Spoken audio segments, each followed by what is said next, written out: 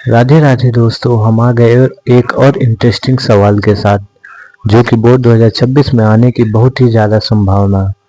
तो आप लोग इसको सीखते हैं। 2 मिनट का टाइम दीजिए आपको इसके। ठीक है, देखिए प्रश्न क्या है। निम्न द्विघात व्यंजकों के शून्यकों तथा गुणांकों के बीच के संबंध की जांच कीजिए। शून्यक, शून्यक मतलब इसका शून्यक निकालना पड़ेगा गुणनखंड करके। फिर गुणांक, गुणांक मतलब गुणा का अंक। एक्स स्क्वायर का गुणांक क्या है? 6 है। यहाँ पास देखिए, ये पहली बार ये गलत रूट में लिखा हुआ। ये द्विघात बहुपद है। द्विघात बहुपद का मूल रूप क्या होता है? द्विघात बहुपद का मूल रूप a x square plus b x plus c होता है ना। तो अब देखिए, ए एक्स स्क्वायर ठीक है, ये बी एक्स, तो बी एक्स का लास्ट में थोड़ी ना लिखा है, ये सी है, सी लास्ट में होना चाहिए ना। सी का मान 3 है। अब देखिए हम लोग इसको पहले अच्छे से लिखते हैं। तो 6x square minus 7x minus 3। अब ये सही फॉर्मेट में लिखा जा चुका है। अब इसको सॉल्व करते हैं। तो सबसे पहले इसका शून्यक निकालते हैं। शून्यक निकालने के लिए क्या करना पड़ता है? इसका गुणा इसके साथ करना पड़ता है। 6 18 और यहाँ पास देखिए माइनस लिखा हुआ है, मतलब कि इन दोनों का गुणा होगा। और यहाँ पास जो है ऐसी दो संख्याएं जिनका गुणा इन दोनों के गुणा के बराबर होगा और घटाने पर 7 आएगा। जैसे 6 18, तो ऐसी दो संख्या होनी चाहिए जिसका गुणा 18 हो और घटाने पर 7 आए। तो मैंने तो सोच लिया, अब आप लोग देखिए। 9 दुनाई 18, 18, 9 में 2 घटाओगे 7 आएगा। ठीक है, तो 6x square minus 9x plus 2x minus 3। अब देखिए यहाँ 9 में 2 को घटाएंगे, 9x में 2x को घटाएंगे 7x आएगा। 9 दुनाई 18, 6 18। ये है, क्लियर है ना? आप लोगों को किसी भी पॉइंट्स में डाउट नहीं रहना चाहिए। अब जो डाउट होगा वो कमेंट में आप लोग बताइएगा, हम दोबारा सॉल्व करने के लिए तैयार है। ठीक है, अब इन दोनों में आप देखिए कॉमन क्या निकल सकता है। इस दोनों में कॉमन क्या निकल सकता है? मुझे लगता है 2x कॉमन निकल सकता है। नहीं नहीं, इधर 9 है, इधर 9 निकलेगा। बिल्कुल नहीं, x बस निकलेगा। इधर से x निकालिए। x निकालेंगे तो यहाँ क्या बचेगा? 6x माइनस 9 बचेगा। ठीक है, प्लस इन दोनों में क्या कॉमन निकल सकता है? इन दोनों में से एक निकलेगा कॉमन, एक कॉमन निकलेगा। नहीं, सॉरी दोस्तों, यहाँ पास 3x निकल सकता है ना। 3x निकाले तो 3 यहाँ 2x बचेगा, तो 3 दुनाई 6x स्क्वायर हो गया। यहाँ 3x निकाल लेंगे तो 3 यहाँ बच जाएगा। सॉरी दोस्तों। अब देखिए यहाँ पास, अब यहाँ हम लोग क्या निकाल सकते हैं? यहाँ हम लोग एक निकाल लिए हैं, तो एक निकालेंगे तो सेम वही संख्या उतर के आ जाएगी। अब देखिए 3x प्लस 1 और इधर क्या हो गया? 2x minus 3। ये वाला एक ब्रैकेट में होता है, ये दोनों देखो सेम है, तो इसलिए ये एक ब्रैकेट में होता है। अब शून्यकों के लिए,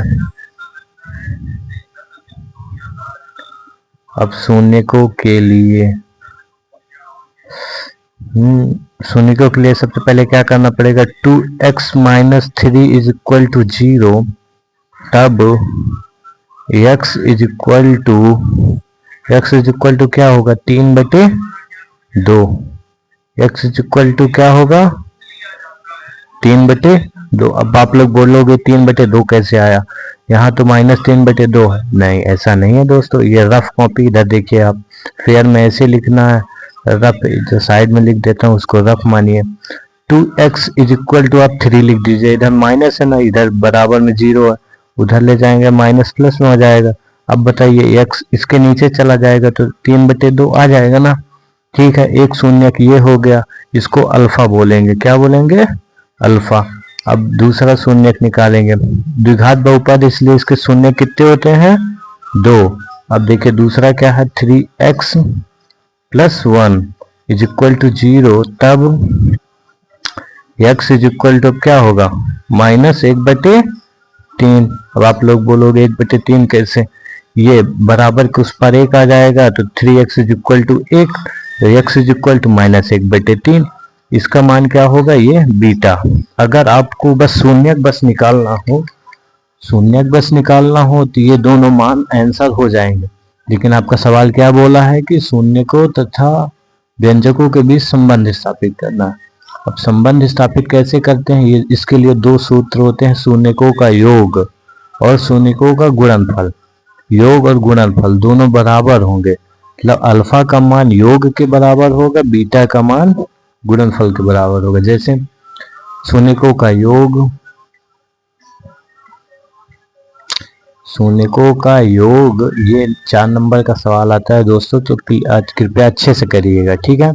अगर शून्यकों का मतलब द्विघात का अगर शून्यक बस कहा तो यहाँ तक अल्फा और बीटा शून्य द्विघात का शून्यक होगा। लेकिन अगर संबंध बनाने के लिए बोला तो शून्यकों का योग निकालना। शून्यकों का योग क्या होता है, alpha plus beta is equal to -b/a।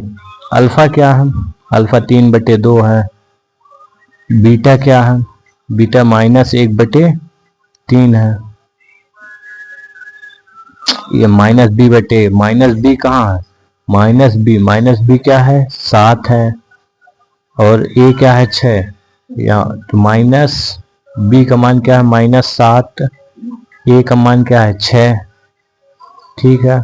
अब देखिए इधर क्या करना पड़ेगा, इधर तो ये माइनस हट जाएगा, यहाँ पास मतलब प्लस हट जाएगा, सॉरी, यहाँ माइनस ही रहेगा। इसके वजह से तो हम लोग 2 लाइन में ना लिख के 1 लाइन में लिख दे रहे हैं, पर आप लोग 2 लाइन में मत करिएगा, 1 लाइन में कर लीजिएगा, ठीक है। 2 तिहाई 6, नीचे क्या आ जाएगा 6, और इधर क्या आ जाएगा 9 - 2 इज इक्वल टू -7/6। अब आप लोग देखिए ये लाइन आगे है, ठीक है। 9 में 2 गए, 7/6 इज इक्वल टू 7/6, मतलब दोनों बराबर हैं। अब शून्यकों का योग तो बराबर हो गया। अब हम लोग क्या मैच करना जा रहे हैं, शून्यकों का गुणनफल। अगर ये दोनों पक्ष बराबर आ गया तो हम लोगों का संबंध स्थापित हो जाएगा। संबंध गुणनफल इज इक्वल टू क्या होता है, alpha into beta is equal to c/a। तो अल्फा क्या है, अल्फा क्या आता है, अल्फा क्या आया 3/2, 3/2 गुणे -1/3 इज इक्वल टू c/a। सी देखो मान, देखो यहाँ पास क्या है, c का मान -3 है, a का मान क्या है, a का मान 6 है, -3/6। अब आप लोग देखिए 3 दूनाई 6, 3 दूनाई 6, -3/6, ये दोनों पक्ष बराबर है ना, मतलब शून्यकों का गुणनफल शून्यकों का योग दोनों सेम आ रहा है। इसलिए अब डायरेक्ट आंसर में आप लोग लास्ट में क्या लिखेंगे, शून्यकों तथा गुणांकों के बीच संबंधों की सत्यता प्रमाणित होती है, ठीक है। थैंक यू दोस्तों। अगर आपको ऐसी इंटरेस्टिंग वीडियो देखनी है तो चैनल सब्सक्राइब कीजिए और एक कमेंट में बताइए कि आपको किस टॉपिक में नेक्स्ट वीडियो चाहिए। Thank you.